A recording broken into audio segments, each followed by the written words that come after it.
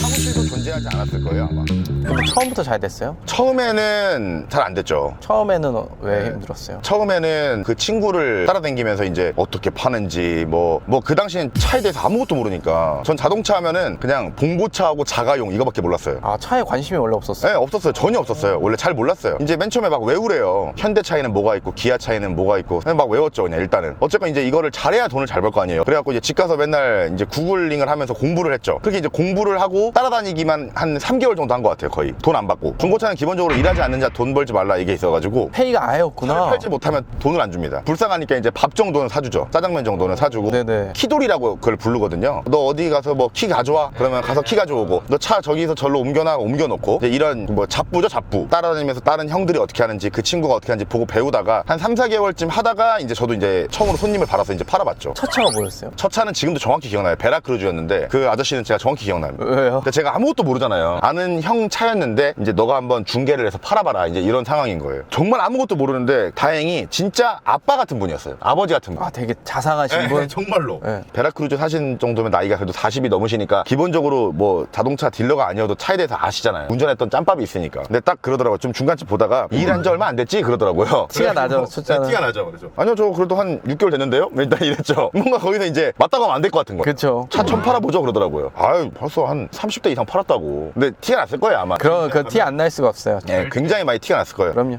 그래갖고 이제 아마 아시면서도 넘어갔던 것 같아요. 열심히 하는구나, 얘가. 네, 귀엽게 봐줬던 것 같아요. 그렇게 해가지고 이제 카센터도 이제 어디로 카센터를 가야 되는지도 모르고 진짜 아무것도 몰라가지고 그 친구한테 전화해가지고 카센터 이거 혹시 어디로 가야 되냐. 계약서를 쓰는데도 막상 혼자 하려니까 그 머리가 백지가 되는 거예요. 이제 머리 아프고 사인을 어디 받아야 되고 어떤 거 계속 물어보면서 그렇게 해서 계약했던 기억이 납니다. 그래서 첫 해에 얼마나 벌었어요? 첫 해는 거의 못 벌었죠. 그때 많이 느낀 점은 정말 쉽지 않구나. 진짜 네. 영업이 진짜 어렵죠? 어렵죠. 쉽지 않죠. 저는 영업을 약간 싸움이라 생각을 해요. 나랑 손님 간에 약간 싸움이다. 나랑 비슷하네. 난 에너지의 충돌이라고 말해. 아, 그래요? 약간 비슷하네.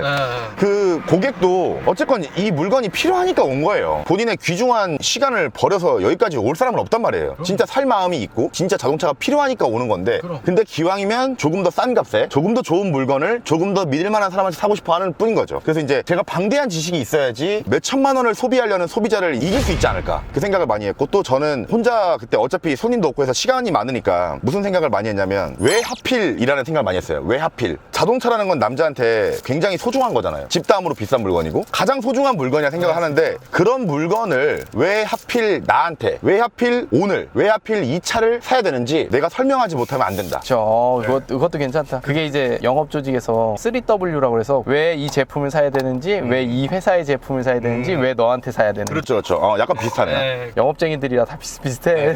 잘하는 사람들은. 왜 하필 나를 일단 이거부터 충족을 시켜보자. 그쪽으로 노력을 많이 했죠. 왜 하필 그거 진짜 괜찮다. 이거 구독자분들 좋아하시겠다. 그럼 혹시 중파님은 나처럼 입을 생각은 없어요? 제가 입어봤죠. 양복 입어봤는데 제 이걸 보세요 한번. 너무 그렇지. 그래서 제가 검은색 양복을 샀다가요 일주일 만에 회색을 사봤어요. 너무 조폭 같아서. 네. 근데 회색을 입어도 조폭 같은 거예요. 그 범죄와의 전쟁에서 회색 조폭 그것처럼 너무 조폭 같다. 그래서 정장은 오히려 안 입어요. 오히려 역효과가 좀 나더라고요. 이 고객은 몇 천만 원을 써서 나한테 어떤 효용을 얻으러 온 거지 나한테 위압감을 느끼러 온 사람이 아니잖아요. 진짜 아니다. 생각해보니까 우리나라 중고시장은 정말 반성해야 된다. 맞아요. 그런 게 저도 좀 문제라고 봐요. 자동차 몇 천만 원짜리를 판다는 사람들이 자동차에 대해서 몰라도 너무 모르는 사람이 너무 많아요. 하다못해 이 차에 있는 어떤 버튼을 물어봤을 때 이 버튼이 뭔지를 몰라요. 그러면 사겠냐고. 근데 그런 사람이 많아요. 저 많아요. 그건 나도 알아요. 그러면 나 같으면 몰라도 어떻게든 아는 척이라도 일단 좀 하고 좀 안 볼 때 검색을 해서라도 제가 아까 잘못 알았는데 라고라도 하겠다. 근데 너무 당당하게 그건 저도 잘 모르겠어요. 이건 나중에 저 서비스센터 가서 물어보세요. 네, 맞아요. 그런 모습을 제가 실제로 본 적이 있거든요. 이 차 들어온 지 얼마 안 돼가지고요. 저도 못 봤어요. 뭐 이렇게 하시더라고요. 그러니까요. 그거는 좀 아니지 않나. 엔진 오일이 뭐 미션 이런 걸 물어본 거는 모를 수 있어. 정비사가 아니니까. 그 부분은 저도 정확히는 몰라서 제가 이따 같이 카센터 가서 확인을 해드릴게요. 이렇게 말을 하면 되는 거니까. 버튼이 뭔지 모르고 CC가 몇 cc인지도 모르고 이런 분들도 있어서 일단 그렇게 하는 순간 왜 하필 나한테 사야 돼? 이걸 절대 충족을 충족할 수가 없는 거죠. 외화필과 지식의 결합이네요. 네, 그렇죠. 그러니까 지식이 방대까지도 아니다, 솔직히. 최소한의 지식은 갖고 있어야 왜 하필 나한테를 일단 충족할 수 있는 거고, 그다음에 이제 왜 하필 이 차를, 요게 충족이 되면 여기로 나아갈 수 있는 거죠. 그 다음으로. 저는 그걸 그렇게 생각해요. 지식이랑 확신이 있어야 돼. 지식과 확신이 결합이 돼야 그게 에너지가 돼서 터져나가서 고객들을 뚫고 나가더라고요. 근데 확신이 없는 사람들은 안 돼. 그러니까 이런 거죠. 내가 누구랑 싸워. 근데 처음부터 난 지겠구나. 이렇게 생각하면 누가 이길 수 있냐고요. 그렇죠. 그러니까 확신이 있어야 돼. 확신이. 그렇죠. 네, 저는 그걸 굉장히 중요시합니다. 자, 오늘 중파님을 쫓아다니면서 중파님의 하루를 봤는데 우리 중파님처럼 성공할 남자가 되려면 어떻게 해야 돼요? 성공한 남자는 제가 잘 모르겠고, 성공할 남자가 되려면 남들이랑 다른 걸 해야 된다. 차별성? 네, 그 말을 하고 싶어요. 남들이랑 달라야 된다. 아까부터 제가 강조했던 왜 하필 나한테, 왜 하필 이 물건을, 왜 하필 오늘 사야 되는지, 이게 결국은 이게 차별성을 둬야 되거든요. 어떻게 하면 둘 수 있을까? 그 생각을 좀 많이 해보다 보면 좀 되지 않을까요? 또 뭐가 있을까요? 그거 아니면은 뭐가 있을까요? 공부를 많이 해야지. 진짜 몰라서 모르는 거랑 아는데 모른 척 하는 거랑 다르잖아요. 진짜 아무것도 모르면 안 된다. 좀 그런 얘기 하고 싶어요. 왜냐면 제가 어떤 물건을 사러 갔을 때 생각보다 너무 직업의식 없게 너무 몰라. 그런 경우를 전 되게 많이 봤어요. 예를 들면은 LG 오브제 냉장고가 있고 삼성 비스포크 냉장고가 있잖아요. 근데 어떤 삼성에 갔는데 이게 오브제보다 싸요. LG랑 삼성하면 가격이 거의 비슷하거나 삼성이 비싸다. 비쌀 것 같은데 왜 더 싸냐라고 물었을 때, 물론 그 판매자 입장에서는 우리 물건이 더 안 좋으니까 싸죠 이렇게 말할 수는 없는 건 알아요, 저도. 근데 어느 정도 비교를 할 수 있잖아요. 정확히 뭐가 빠져 있는지. 경쟁자가 하나밖에 없잖아요. 비스포크 경쟁자는 오브제 하나밖에 없는데 그거에 대해서도 설명을 제가 잘 못 들었던 기억이 있어요. 그런 걸 보면은 어떤 무형의 보험 상품이나 이런 게 아니라 물건을 눈앞에 두고 판다는 사람이 얘랑 경쟁자가 하나밖에 없는데 그 차이점도 설명을 못하면 안 되지 않을까, 그런 느낌을 좀 많이 받았거든요. 지금 혹시나 영업을 하고 있거나 뭐 물건 파시는 분들, 장사하시는 분들, 내가 그러고 있진 않은가 한 번쯤 생각을 해보시면 좋을 것 같습니다. 또 질문하고 싶은 게 그래도 초년생분들 이런 분들보다 많이 버시잖아요. 지금 20대 29이시죠. 예, 그렇죠. 29. 그 나이대에 굉장히 그래도 많이 버시는 편이잖아요. 그 비결이 있다면 뭐가 있을까요?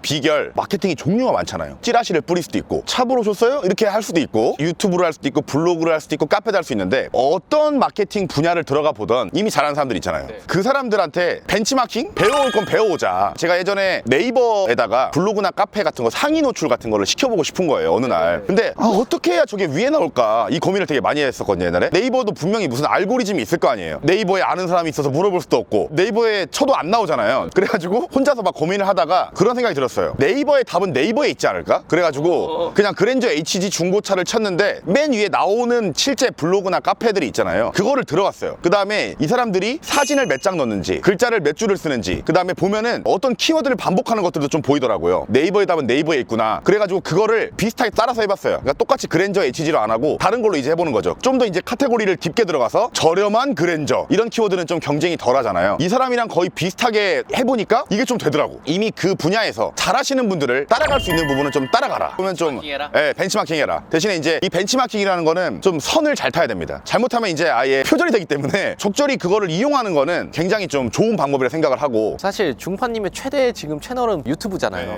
그럼 유튜브는 어떻게 시작하게 됐어요? 시작한 거는 폭발적인 마케팅이 없을까 생각을 했던 이유도 있었고, 두 번째로는 중고차 시장 자체가 굉장히 불신의 시장이에요. 그 누구도 중고차 사면서 나 믿고 산다는 사람은 없습니다. 기본적으로 레몬 마켓이기 때문에 씹어보고 신지 안 신지 먹어봐야지 아는 물건이고, 허위 매물도 엄청 많고, 폭리 마진, 강매, 이게 이미 수십 년째 악습이 계속 반복된 대한민국 사람 누구나 알고 있는 불신의 시장입니다. 그러다 보니까 저는 그런 생각했어요. 이제 아무리 좋은 영업장을 차려서 아무리 좋은 차를 갖다 놔도 내가 내 자신을 브랜딩하지 않으면은 남들과 차별을 둘 수 없다. 내가 나를 브랜딩하는 게 답이다 생각을 했어요. 그래서 그 브랜딩의 수단으로 유튜브를 생각 원래 했던 건 아니고, 저는 원래 유튜브 하면은 막말로 난놈들만 하는 거라 생각을 했어요. 나같이 뭐 뚱뚱한 거 못생긴 놈이 무슨 유튜브에 나와서 뭐래. 이쁘고 잘생긴 애들이나 나와가지고, 아니면 엄청 웃기거나 노래를 엄청 잘하거나 뭔가 그런 사람들이나 하는 거지 내가 무슨 유튜브를 해 생각을 했었는데, 어느 날 이제 그분을 무시하는 건 아닙니다. 근데 튜브라는 분이 있어요. 근데 이제 그분이 탈을 쓰고 나와가지고 어떠한 특수 효과도 없고 특별한 걸 보여주는 것도 없고 그냥 앉아갖고 입만 이렇게 하는데 조회수가 막 몇십만이 나오는 거예요. 구독자가 막 몇십만이 되고, 그분께는 좀 미안하지만 그분을 보고 나도 할 수 있겠는데 라는 가능성을 봤어요. 아니 나도 저 정도는 할 수 있겠는데? 저분은 얼굴 공개도 안 하잖아요. 탈 쓰고 있잖아요. 특별하게 보여주는 것도 없어. 근데 사람들이 보잖아요. 댓글도 막 많이 달고, 저 정도면 나도 하지라는 생각이 들었어요. 그때 결정적으로 이제 시작하게 된 계기입니다. 그거는 내가 유튜브에 나간 것도 내가 그렇게 뭔가 인생이 바뀌었듯이 사람들이 날 보고도 그런 사람이 생기겠구나. 충분히 내가 또 다른 사람한테 동기부여가 될 수 있다고 생각해서 그래서 유튜브 했어요. 나는 그게 진짜 꿈을 주는 사람이라고 봐요. 저도 그래서 제 친구들이나 주변 사람한테도 하라고 많이 해요. 너 썬팅 잘하잖아. 썬팅 사람들 썬팅에도 관심 많아. 썬팅 집에서 혼자 하는 법, 또 연관 지을 수 있는 블랙박스 같은 거 혼자서 고치는 법 이런 거 네가 한번 올려봐라. 이렇게 해서 시작한 친구도 있고 그래요. 근데 잘 안 하죠. 잘 안 해요. 자기가 그냥 해보고 시장에 대중의 판단을 기다리면 되는데 시작 자체를 안 하는 친구들이 너무 많아요. 그럼 중파님은 처음 시작했을 때부터 유튜브가 잘 되진 않았을 거 아니에요? 그렇죠. 처음에는 어땠어요? 제가 시작하기 전부터 한 10개 정도는 제가 적어놨었어요. 이 주제로 해야지 하면서 또 이제 추가적으로 만들어갔는데, 근데 이제 12개 정도 올렸을 때 어느 날 자고 일어났는데 구독자가 막 몇십 명이었는데 갑자기 뭐 1,500명인가 2,000명이 돼 있는 거예요. 당연히 버그 걸린 줄 알았죠. 근데 보니까 진짜야. 그래서 이게 웬일인가 하고 이제 갑자기 정신을 차리고 막 댓글창을 눌러보니까 원래는 댓글이 없었어요. 아예. 근데 댓글이 막 몇십 개가 올라와 있는 거예요. 어떤 영상이 유튜브에 좀 선택을 받았나 봐요. 노출이 확 됐나 봐요. 그래서 조회수가 갑자기 이제 몇만 개가 나오더라고요. 그러면서 구독자가 숫자가 갑자기 막 올라가고, 그래서 그때 또 한 번 느꼈죠. 이제 꾸준하게 일관성 있게 하다 보면 결국은 사람들이 나를 알아봐 주는구나. 이런 생각한 거 아니에요? 역시 난 뭘 해도 되는 놈이고. 아, 전혀 그런 생각 안 했어요. 안 될 줄 알았어요. 원래 10개 올렸을 때까지도 아무 반응이 없어가지고 아무도 진짜 보지도 않아가지고 정말 어렵게 찍고 어렵게 자막 달고 혼자 다 하는데 저는 아, 혼자 다 했어요? 혼자 다 해요. 지금도 저는 혼자 다 해요. 자막만 맡기고 나머지는 제가 다 해요. 지금은 그래도 오래 하다 보니까 좀 빨라졌는데 처음에는 하나 만드는데 막 7시간, 8시간 걸려서 만드는데 아무도 안 보잖아요. 너무 실망스러워서 이제 10개 해봤는데 접으려다가 진짜 딱 10개만 더 하고 접는다라는 마인드 갖고 있었어요. 원래 12개 정도째 이제 좀 성과를 보이기 시작한 거죠. 그럼 마지막 안대장 TV를 보시는 시청자들에게 마지막으로 하고 싶은 얘기. 굉장히 이거 오그라드는 또 이게 질문인데 약간 방송국 JTBC 방식이시군요.